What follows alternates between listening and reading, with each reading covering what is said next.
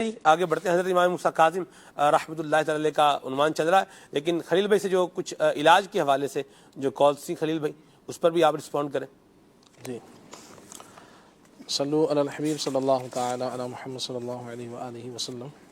اس میں سب سے پہلے روزگار کے حوالے سے روحانی علاج عرض کر دیتا ہوں. اللہ کریم آسانیاں فرمائے، مشکلات دور فرمائے. اس کے لیے فجر کی نماز کے بعد جو ہے، فجر کی نماز پڑھنے کے بعد 300 مرتبہ پڑھنا ہے یا وہابو یا وہابو یا وہابو یا وہابو یا وہابو، یہ 300 مرتبہ پڑھنا ہے. اور اول آخر 3 مرتبہ درود پاک، اور 40 روز تک یہ پڑھتے رہیں.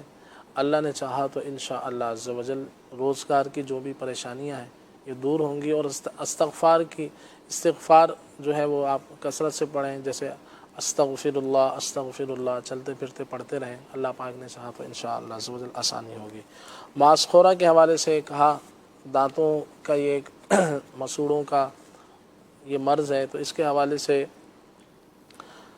آسان سا علاج ایک یہ بھی ہے کہ جو پھٹکری ہوتی ہے، پھٹکری یہ تھوڑی سی لے کر، جیسے 12 گرام لے کر اس کو تھوڑا سا گرم پانی کے اندر اس کو ابال لیا جائے، اور پھر اس پانی سے جو ہے وہ کلیاں وغیرہ کی جائیں. ایک تو یہ ہے. باقی ایک علاج میں عرض کر دیتا ہوں، اس میں چند چیزوں پر یہ مشتمل ہے.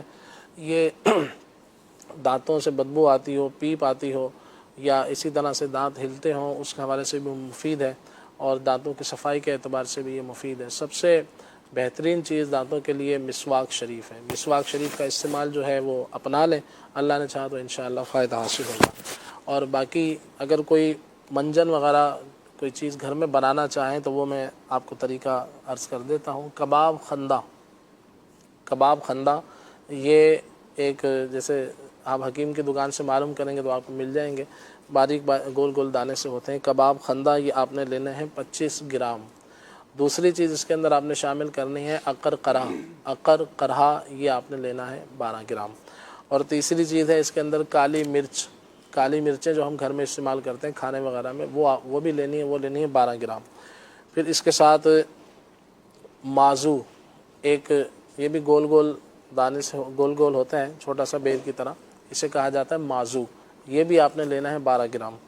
اور پھر سنگ جراحت یہ پتھر سا ہوتا ہے، اس کو پیس لیں گے تو پاؤڈر بن جائے گا، یہ آپ نے لینا ہے 50 گرام.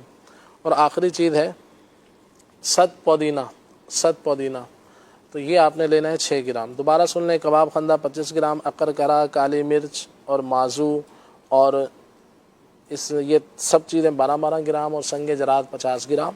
اور آخری چیز ہے ست پودینہ، یہ آپ نے لینا ہے 6 گرام. ست پودینہ کے علاوہ دیگر چیزوں کو جو ہے اچھی طرح بالکل باریک کر لیں. یہ منجن کا یہ ہوتا ہے کہ جتنا باریک ہوگا انشاءاللہ اتنا ہی فائدہ مند ہوگا. اچھی طرح سے باریک کر کے آخر کے اندر اس کے اندر ست پودینہ بھی شامل کر لیں. اور پھر صبح و شام اس کو دانتوں میں، مسوڑوں میں اس کو لگائیں.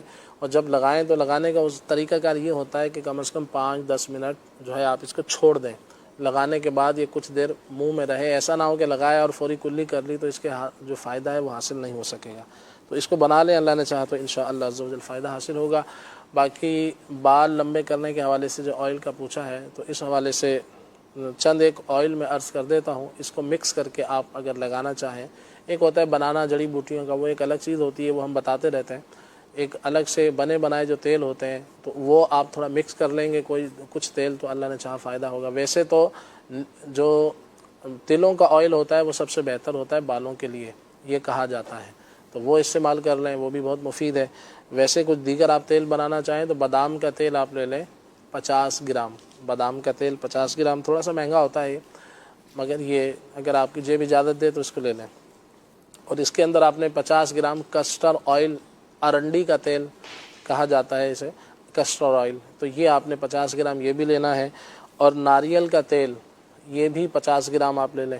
کوکونٹ آئل جو ہوتا ہے یہ بھی 50 گرام. تینوں چیزوں کو 50-50 گرام لے کر اس کے اندر 25 گرام آپ نے نیم کا تیل شامل کرنا ہے. نیم، یہ جو درخت ہوتا ہے نیم کا، یہ آپ نے لینا ہے. تو 25 گرام آئل یہ لینا ہے. باقی تینوں آئل، بادام کا، کسٹر آئل اور کوکونٹ ناریل کا جو تیل ہوتا ہے، یہ 50-50 گرام. ان چاروں کو ملا لیں اور مکس کر کے رکھ لیں.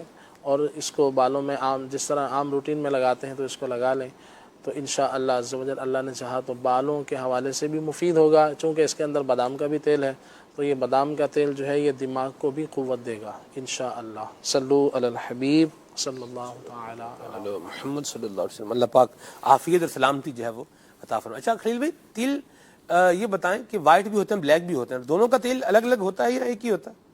مارکیٹ میں ایک ہی تیل ملتا ہے عام طور سے، اچھا اچھا جیسے بادام کا کڑوا بھی ملتا ہے، میٹھا بھی ملتا ہے، اچھا، تو تل کا آئل مانگیں گے تو وہ تو ایک ہی طرح کا آئل۔ ویسے نکلتا کن تیلوں میں سے؟ دونوں میں سے نکلتا ہے؟ وائٹ سے بھی نکالتے ہیں لوگ، اور کالے تل ہیں یہ کھانے پینے میں بھی کام آتے ہیں، صحیح، اور زیادہ تر دیکھا ہے کہ یہ وائٹ سے یہ لوگ نکالتے ہیں۔ وائٹ تیل ہی۔ اس میں بھی کوالٹیاں آتی ہیں، بعض ایسے تل ہوتے ہیں جن میں تیل زیادہ ہوتا ہے، بعض ایسے ہوتے ہیں کہ ان میں تیل کم ہوتا ہے، اچھا، تو وہ اس طرح کے الگ الگ کوالٹی ہوتی ہے۔ وہ کہتے ہیں نا ان تیلوں میں تیل نہیں، یہ بات بھی ہے۔ انشاءاللہ اللہ رحمت کی نظر فرمائے اور عافیت فرمائے۔